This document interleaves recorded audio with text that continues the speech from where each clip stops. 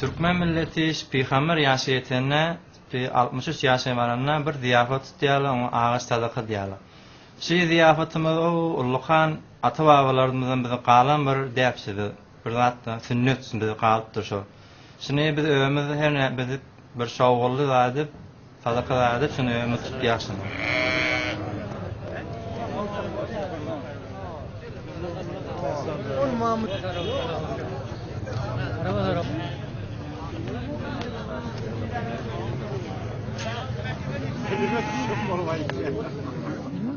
Ağaç sadaka deydiği, koyun sadaka deydiği. Sebebim neymiş? Türkmen milleti ağaç sadaka verecek olanlar gidip koyun saylayanlar gidip.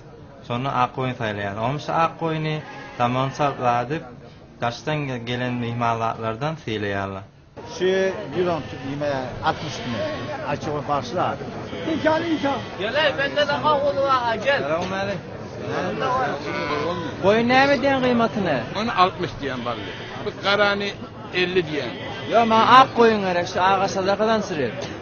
Ağa sadakadan sürüyormasa gavunun isteyenini veren. Ben ona kıymet kesebilecek yani. Onun sana 50 versem olur mu?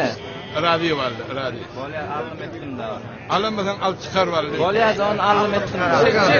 Mübarek balım. Böyle. Diğerli ağırlığı ver. Allah Allah esemen Allah niyad esemen Allah diyen kolları arasına gesemen ho valim ho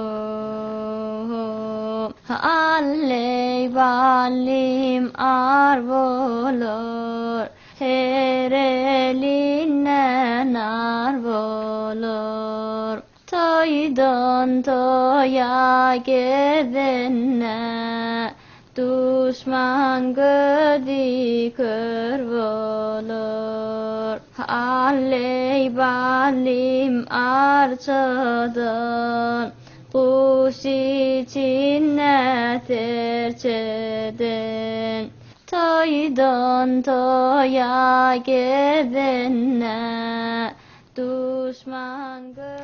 Türkmen gıylan elnirlerken, şu bir elnirlemizin büyüsü börüktükme. Börüktükme bir soğut, bir teverlik deyip her bir qavuz atları, qavu yerleri ekitiliyor. Bir mesele bir Mekke'ye giderine, haca giderine, şoňa börük tüküp teverlik edip başında koyar ki hayda hay şoňa tüküp berýärler. Bile oturulýar, şoňa teverlik deyip eltilýär. Men ödüm zähmet çekdim. Ödüm şu börüğü tüküp ö derdime sowgat berýän teverlik üçin. Kişi Muhammed Peygamberin ýaşyna ýetenini gutlasym gelýär.